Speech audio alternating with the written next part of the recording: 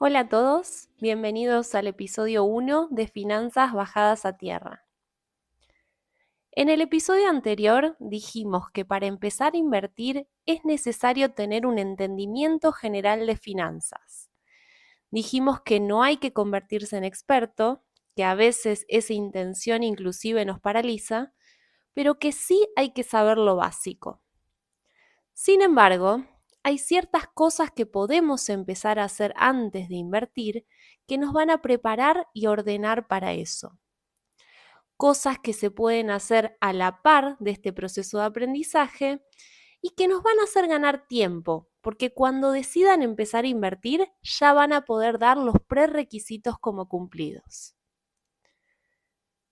Pero primero, bajemos a tierra qué es invertir. Invertir es usar tu dinero hoy con la expectativa de que te devuelva más dinero mañana. Pero con dos condiciones, porque obviamente esto no va a ser gratis. La primera es asumir algún nivel de riesgo y la segunda, renunciar a cierta liquidez, que ahora voy a explicar lo que es, pero ahora podemos usar el sinónimo de disponibilidad. Antes hablemos brevemente del riesgo. Hay distintos tipos de inversiones y después vamos a ver que algunas son más riesgosas que otras, pero tienen que saber que ninguna está libre de riesgo. Por eso, cuando alguien te dice que una inversión es 100% segura, en realidad no te está hablando de una inversión. Ojo, el ahorro también tiene sus riesgos, que lo vamos a ver en el episodio que viene, cuando te cuente las diferencias entre invertir y ahorrar. Pero es cierto que el ahorro es más líquido, más disponible que una inversión. ¿Y por qué? Porque si yo necesito usar mis ahorros, debería poder hacerlo de forma inmediata o bastante rápidamente. Pero en el caso de las inversiones, no siempre voy a poder convertirlas en dinero inmediatamente cuando yo las necesito. Si bien yo no voy a hablar de inversión inmobiliaria, me sirve este ejemplo para definir la liquidez o disponibilidad. Pensá en tener dinero en el colchón y necesitar usarlo mañana. Y ahora pensá en tener que vender una propiedad que estábamos alquilando. Obviamente que va a ser más líquido, ¿sí? Más disponible el ahorro que tenemos en el colchón y no el dinero que podemos obtener de la venta de una propiedad. Y pueden estar pensando ahora, bueno, Paula, pero hay inversiones donde con un simple clic yo las vendo. Y sí, es cierto, hay inversiones más líquidas o disponibles que otras. Pero siempre hay que considerar que a veces necesitamos dinero ya y esa inversión que podemos vender con un simple clic puede tener un precio muy desfavorable, porque justo, por ejemplo, se desató una crisis mundial, una guerra, una decisión de un presidente, una pandemia o lo que sea. Y conviene, por ejemplo, vender una acción más barata de lo que la compré y asumir una pérdida. Bueno, a veces va a ser conveniente, pero muchas veces no. Entonces, ¿qué hacemos si nos pasa? Si necesitamos dinero inmediato y no queremos vender nuestras inversiones. Bueno, la respuesta es, estamos preparados. ¿Y cómo? ¿Cómo hacemos? Bueno, para mí hay tres cosas que son claves. Voy a nombrar las tres y después voy a explicar cada una. La primera, nos libramos de deudas malas. La segunda, establecemos el hábito del ahorro. Y la tercera, creamos nuestro fondo de emergencia. Bueno, ahora voy a hablar un poco de cada una y ustedes van a poder ir viendo cuán preparados están para empezar según mi criterio, obviamente, que se basa en el dicho mejor prevenir que curar. Entonces, empecemos a hablar de deudas. Me escucharon decir deudas malas. Y lo aclaro porque a veces escucho decir, por ejemplo, evitemos usar la tarjeta de crédito. Y yo no soy tan partidaria de eso.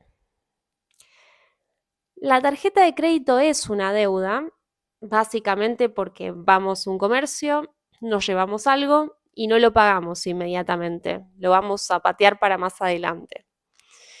Y desde ese momento vamos a pasar a deberle dinero al banco o a la tarjeta. ¿Y por qué yo no considero que eso esté mal? Bueno, porque si hay inflación y la tarjeta nos ofrece un interés menor a esa inflación, nos va a convenir pagar más adelante. Pero ojo, esto es válido solamente si somos sumamente ordenados y sabemos que contamos con ese dinero para afrontar ese gasto. La deuda se vuelve mala si los gastos con tarjeta de crédito se descontrolan, si empezamos a pagar el mínimo de la tarjeta, que es un monto más bajo que la deuda, pero que no sale nada barato porque después nos van a penalizar con intereses altísimos, y ni hablar si dejamos de pagar. De estas deudas son de las que nos tenemos que librar, ¿sí? Tarjeta de crédito descontrolada, préstamos personales destinados al consumo, o sea, viajes, compras, consumo diario, o cualquier otra deuda que tenga un interés alto. Y por alto podemos decir mayor a la inflación, que para mis amigos no argentinos, inflación es el aumento general de precios que hace que nuestro dinero pierda poder de compra. Ahora bien, ¿existen deudas buenas? Buenas es una palabra que me gustaría evitar. En vez de buenas podemos decir razonables o que tienen sentido mantener mientras invertimos, porque no son resultado de un desorden financiero. Por ejemplo, si la deuda va a mejorar tus oportunidades laborales o tus ingresos futuros, el clásico ejemplo acá es un préstamo académico. Un préstamo hipotecario también puede ser una deuda razonable, aunque no siempre sea una buena oportunidad, ya que depende de las condiciones del préstamo y también de tu situación. Entonces, habiendo diferenciado las deudas razonables de las que no lo son, veamos ahora cómo podemos intentar librarnos de las malas. Y acá lo que necesitamos son dos cosas. Bueno, dinero por un lado, obviamente, y organización por el otro. Empecemos por el dinero.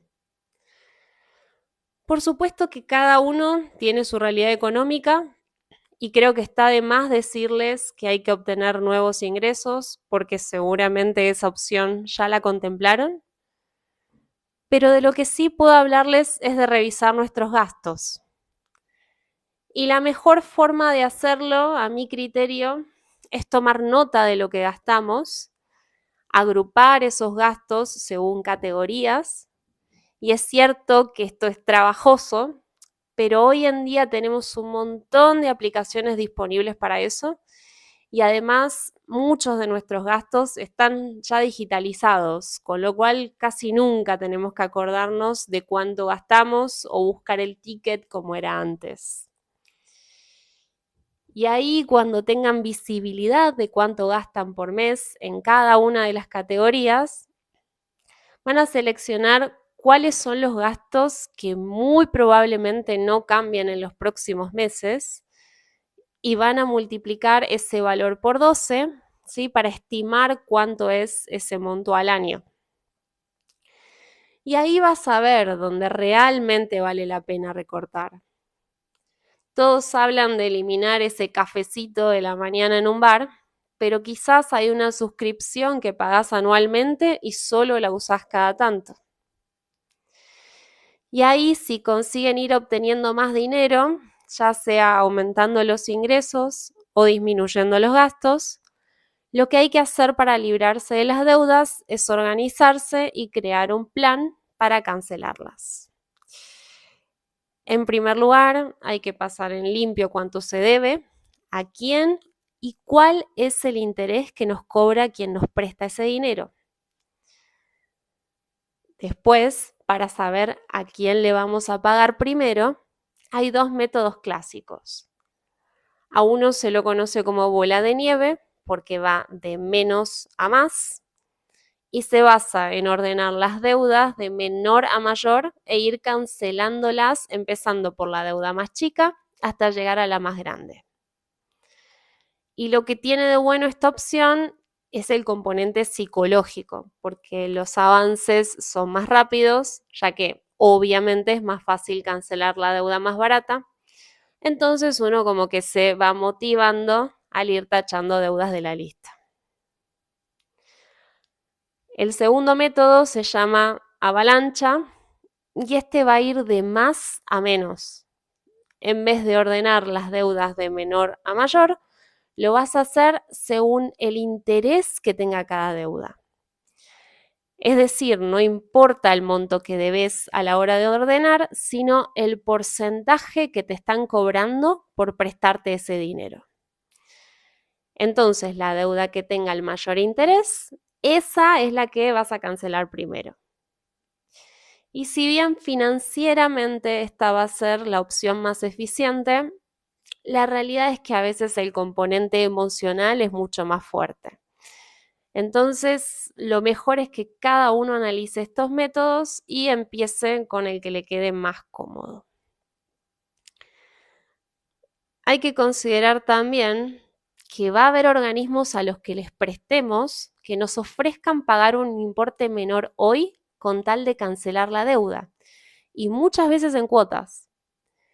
Y en ese caso probablemente sea conveniente sumarnos a ese plan de pagos, independientemente del resultado que nos haya dado el método bola de nieve o avalancha.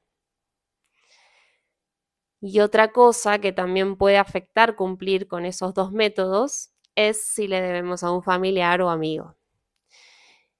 Y es completamente normal que querramos cancelar esa deuda antes, por más de que no nos hayan cobrado intereses por prestarnos ese dinero.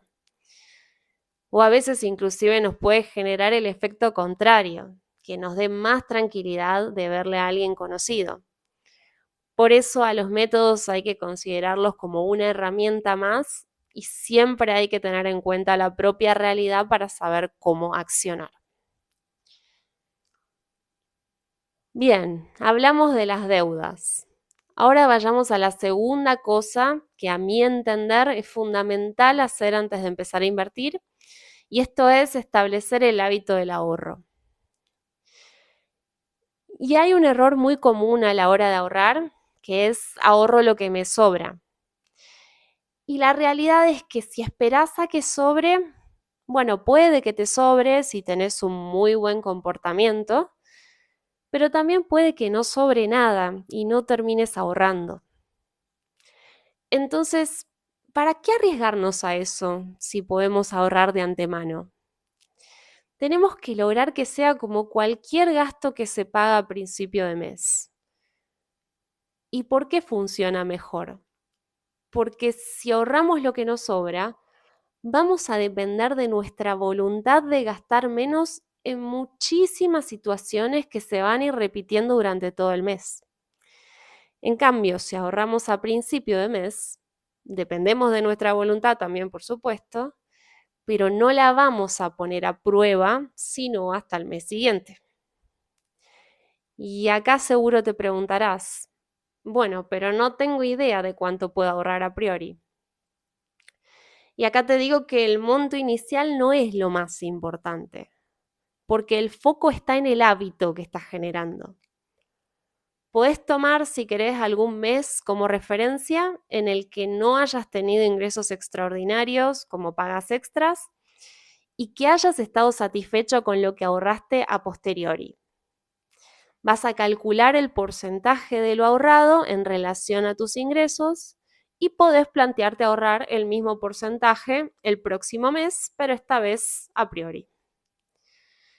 Muchos expertos recomiendan 20% de tus ingresos, pero la verdad es que eso tiene que ir variando de acuerdo a la realidad de cada uno. A veces sí es conveniente que sea un porcentaje fijo porque nos genera cierta disciplina, pero siempre es mejor que se baje el porcentaje a que se elimine completamente el hábito. En mi caso me sirvió mucho tener una cuenta separada donde depositar mis ahorros. Inclusive hay bancos que ofrecen automatizar esto, haciendo transferencias a cierta cuenta ni bien cobras. Y esta opción está muy buena porque acá ya eliminamos la voluntad que necesitamos tener a principio de mes para ahorrar. Y la última cosa sobre el hábito del ahorro es por qué hablamos de ahorrar un porcentaje y no un monto fijo. Bueno, básicamente porque si nuestros ingresos aumentan, la idea es que nuestro ahorro también aumente y no que nos consumamos el aumento con nuevos gastos. Bueno, estamos ordenados con las deudas y con el hábito del ahorro. ¿Qué nos faltaría, según mi criterio, para pensar en usar el dinero para que nos genere más en un futuro? O sea, para invertir. Bueno, nos faltaría un fondo de emergencia. ¿Y qué es? Es un fondo que se construye por las dudas. ¿Y qué sería por las dudas? Bueno, hay miles de situaciones que pueden surgir y cada uno debería poder identificar qué situaciones representan un riesgo mayor que otras. ¿De qué situaciones hablo? Bueno, que se rompa algo imprescindible que necesitamos arreglar o reponer automáticamente. Por ejemplo, la heladera, el auto, una herramienta de trabajo, alguna reparación de la casa. Que me echen del trabajo o simplemente querer renunciar urgentemente. Son situaciones que no podemos postergar, o sea que no nos va a dar el tiempo de ahorrar para pagar esos gastos. Por eso lo que necesitamos es dinero disponible, como dijimos antes, dinero líquido. Y ahora viene la pregunta del millón. ¿Cuánto dinero necesitamos ahorrar para ese fondo? Y la respuesta es, lamentablemente, depende. Pero hay ciertas técnicas para estimarlo. Pensemos en quedarnos sin trabajo, pero saber que si eso pasa, podemos vivir momentáneamente del salario de nuestra pareja o de nuestros padres. Ahora pensemos en ese mismo riesgo de perder el trabajo, pero sabiendo que no contamos con ese plan B de depender económicamente de nuestra pareja o de nuestros padres.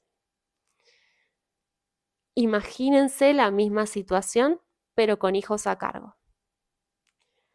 Ahí vemos cómo un mismo hecho, que es perder el trabajo, representa un riesgo diferente según quién sea el protagonista de la historia. Por eso digo que el monto del fondo de emergencia depende, pero como dije antes, podemos estimarlo. ¿Y cómo hacemos? Bueno, primero mirás tus gastos básicos mensuales. Y como básicos digo los que necesitas pagar para vivir. Alquiler, expensas, servicios, supermercado, colegio, etc. Después vas a multiplicar ese número por una cantidad de meses.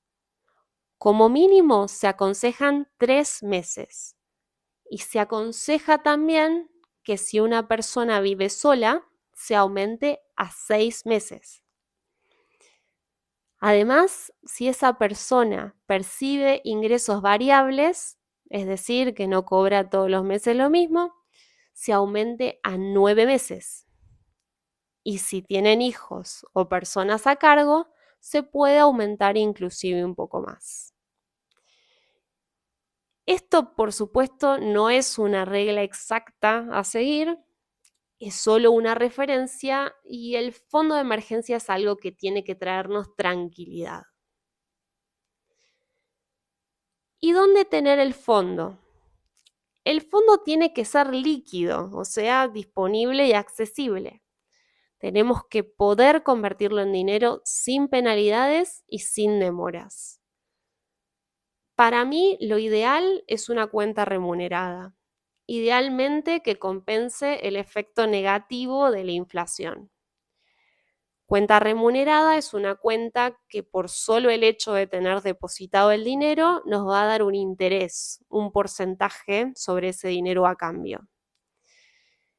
Lo importante acá es que no exista ninguna condición de que tengamos que dejar el dinero quieto para obtener ese porcentaje, porque una vez más, este fondo es de emergencia y eso supone que no podemos esperar a que pase un plazo para cobrarlo. Bueno, vimos 3 cosas que para mí son importantes considerar antes de empezar a invertir. ¿Y hay un orden entre estas 3 cosas? Bueno, puede que parezca natural eliminar deudas primero, después adquirir el hábito del ahorro y finalmente crear el fondo de emergencia. En mi caso, no tenía deudas, empecé a ahorrar y después calculé y creé mi fondo. Pero no siempre debe ser así. Por ejemplo, hay gente que tiene dinero ahorrado, pero no lo tiene rotulado como fondo de emergencia y que no tiene el hábito incorporado de ahorrar. Hay gente que tiene deudas y que decide primero adquirir el hábito del ahorro para organizarse y poder establecer un plan de pagos. Lo importante acá es que consideremos estas 3 cosas y nos organicemos para conseguir estar listos para invertir con cierta tranquilidad. Pero cuidado, no quiero decir que si tenemos estas 3 cosas organizadas ya estemos listos para invertir. Todavía nos faltaría tener el entendimiento financiero general y entender bien cómo funciona el instrumento en que querramos invertir. Así que en los próximos episodios voy a intentar cubrir la parte del entendimiento financiero general y voy a dar herramientas para que puedan analizar distintos instrumentos en los que invertir. Muchísimas gracias una vez más por escucharme y los espero la próxima. Chau, chau.